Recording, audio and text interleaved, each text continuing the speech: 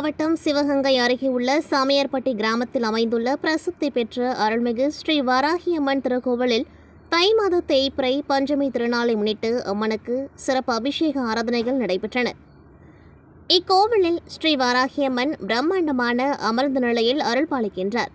பஞ்சமி திருநாளில் ஏராளமான பக்தர்கள் அம்மனை வழிபாடு செய்தனர்.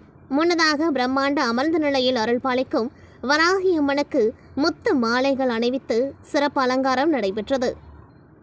முன்னதாக ஸ்ரீ சிவலிங்க பெருமான், ஸ்ரீ சப்த கன்னிமார்கள் அம்மன், ஸ்ரீ பாம்பாட்டி சித்தர் உள்ளிட்ட தெய்வங்களுக்கு பூஜைகள் நடைபெற்று தீப ஆராதனை காண்பிக்கப்பட்டன. தொடர்ந்து ஸ்ரீ வராகி அம்மனுக்கும் அன்னம், பழங்கள், இனிப்பு வகைகள், கிழங்கு வகைகள் வைத்து நெய்வேத்தியம் செய்யப்பட்டது. பின்னர் குங்குமம் கொண்டு அர்ச்சனைகள் செய்து கோடி தீபம், 4 முக தீபம் மற்றும் பஞ்சமுக கற்பூர ஆராதனை காண்பிக்கப்பட்டது. இதில் ஏராளமான பக்தர்கள் கலந்து கொண்டு ஸ்ரீ வராகி அம்மனுக்கு தேங்காய் விளக்கேற்றி வழிபட்டனர்.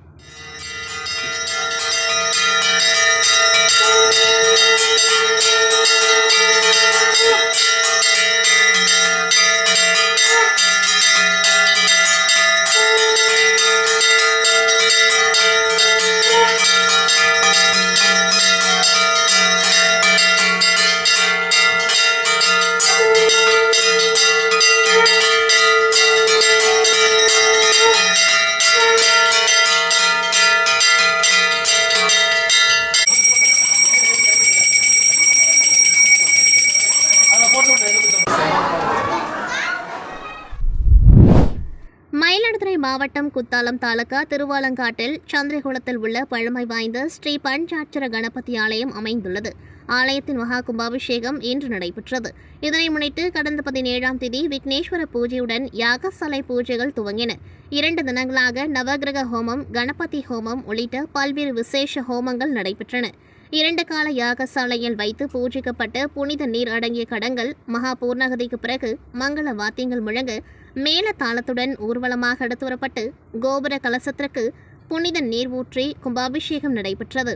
நிகழ்ச்சியில் திருவாவடுதுறை கட்டளை தம்பிரான் சுவாமிகள் உள்ளிட்ட ஏராளமான பக்தர்கள் பங்கேற்று வழிபாடு செய்தனர்.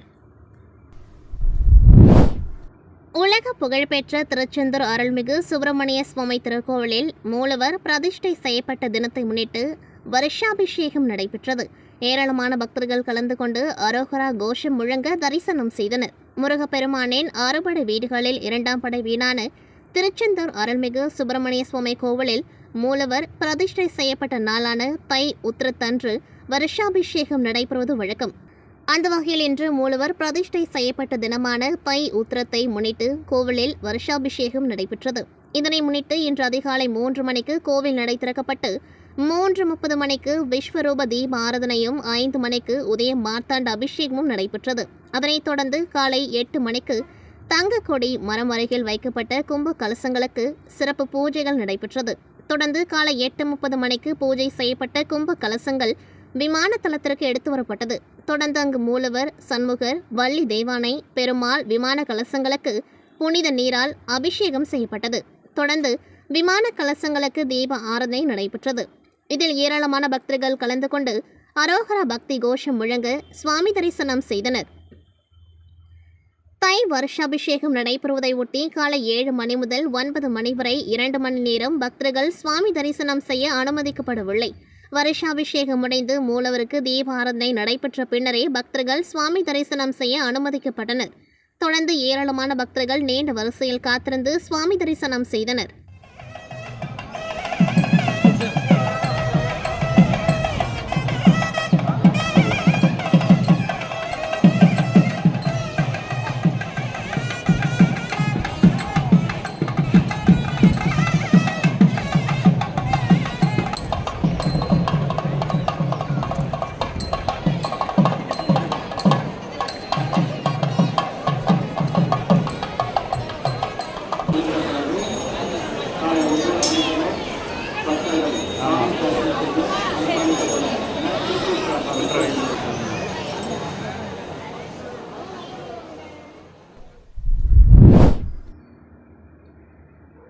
நாமக்கல் மாநகரில் மையப்பகுதியில் அமைந்துள்ள ஸ்ரீ நரசிம்ம சுவாமி கோவில் எதிரே ஸ்ரீ நரசிம்ம சுவாமியை வெட்ட வெயில், மழை பாராமல், வெயில் பாராமல் இருகரம் கூப்பி வணங்கி நிற்கும் 18 அடி ஒற்றை கல்லினால் ஆன உலக புகழ்பெற்ற நாமக்கல் ஸ்ரீ ஆஞ்சநேயர் ஆலயத்தில் தை மாத முதல் ஞாயிற்றுக்கிழமை முன்னிட்டு அதிகாலை நடை திறக்கப்பட்டு 1008 வடமாலை சாற்றப்பட்ட பின் பட்டாச்சாரியர்கள் 10:30 மணிக்கு நல்லெண்ணெய் காப்பு, பஞ்சமிர்தம், 1008 லிட்டர் பால், தயிர், மஞ்சள், சந்தனம், சொர்ணம் உள்ளிட்ட நறுமண பொருட்கள் ஆஞ்சநேயருக்கு சிறப்பு அபிஷேகம் நடைபெற்றது. பின்னர் சிறப்பு அலங்காரம், துளசி கொண்டு அர்ச்சனை செய்த பின் மகாதீபம் காண்பிக்கப்பட்டது. இதில் தமிழ்நாடு உட்பட பல மாநில உள்ளிட்ட பல்வேறு மாவட்ட பக்தர்கள் கலந்து கொண்டார்கள். பக்தர்கள் நீண்ட வரிசையில் நின்று ஆஞ்சநேயரை வணங்கி சென்றனர்.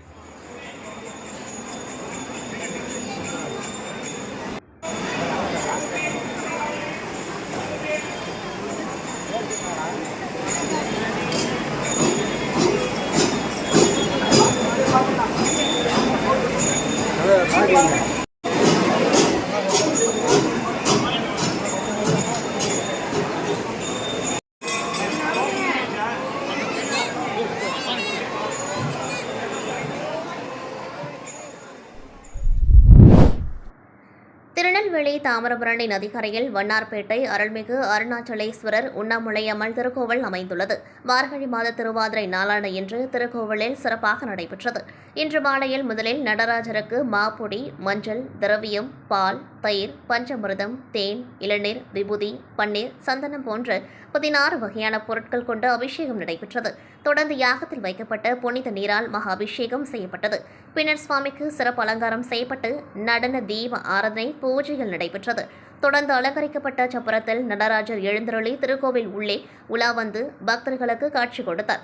நிறைவாக பல்வேறு வாசனை மலர்களால் புஷ்பாஞ்சலி நடைபெற்று மகா தீப ஆரத்தி காண்பிக்கப்பட்டது. இந்நிகழ்வில் ஏராளமான பக்தர்கள் கலந்து கொண்டு சுவாமி தரிசனம் செய்தனர்.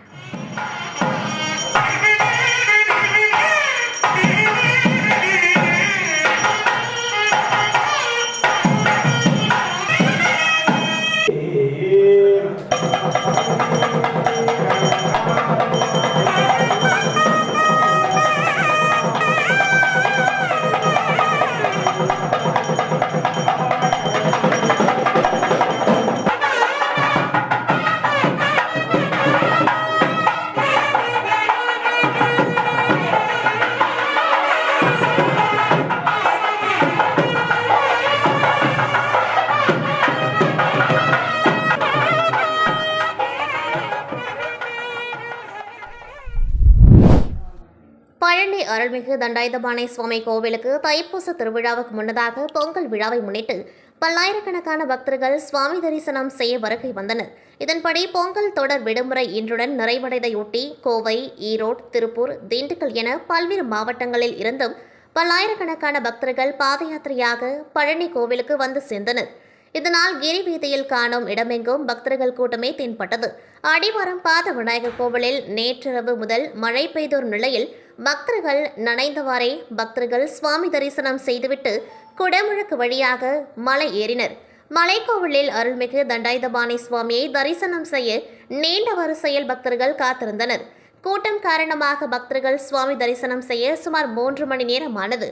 மேலும் பாத யாத்திரையாக வந்த முருக பக்தர்கள் குழுவினர் பொங்கல் விழாவில் பூக்களின் விலை அதிகரித்துள்ளதால் வித்தியாசமான முறையில் பிங்கோ ஸ்நாக்ஸ் பாக்கெட்டையை முருகனுக்கு அலங்காரமாக மாற்றி வந்திருந்ததை ஏராளமான பக்தர்கள் பார்த்து சென்றனர். பக்தர்களுக்கு வேண்டிய குடிநீர், சுகாதாரம், விரைவு தரிசனம் ஏற்பாடுகளை திருக்கோவில் நிர்வாகம் செய்திருந்தது. பழனி மீனாட்சி அம்மன் கோவிலில் நாளை காலை 10 மணிக்கு குடமுழுக்கு நடைபெறுகின்றது. பழனி தண்டாயுதபாணி சுவாமி கோவிலின் துணை கோவிலான இந்த கோவிலில் மீனாட்சி அம்மனும் சுந்தரேஸ்வரரும் தனித்தனி சன்னதியில் பக்தர்களுக்கு அருள் பாலிக்கின்றனர். இந்த கோவிலில் குடமுழுக்கையொட்டி கடந்த 2ஆம் தேதி முகூர்த்த கால் நடப்பட்டது. தொடர்ந்து நேற்று காலை புனித மண் எடுத்தல், திருக்குடங்கள் நிறுவுதல், முதல் கால பூஜை ஆகியவை நடைபெற்றது. இன்று காலை 2ஆம் கால வேள்வியும் மாலையில் 3ஆம் கால வேள்வியும் நடைபெறுகின்றன. நாளை அதிகாலை 4ஆம் கால வேள்வி நிறைவு செய்யப்பட்டு காலை 10 மணிக்கு யாக பூஜையிலிருந்து புனித நீர் நிரப்பப்பட்ட கலசங்கள் கோபுரத்துக்கு எடுத்து செல்லப்பட்டு குடமுழுக்கு நடைபெறுகின்றது. இதற்கான ஏற்பாடுகளை கோவில் இணை ஆணையர் மாரிமுத்து, அறங்காவலர் குழு தலைவர் சுப்பிரமணியம் தலைமையில் அதிகாரிகள், அறங்காவலர்கள், அலுவலர்கள் செய்து வருகின்றனர். நீங்கள் இணைந்திருப்பது பிரிட்டன் தமிழ் பக்தி.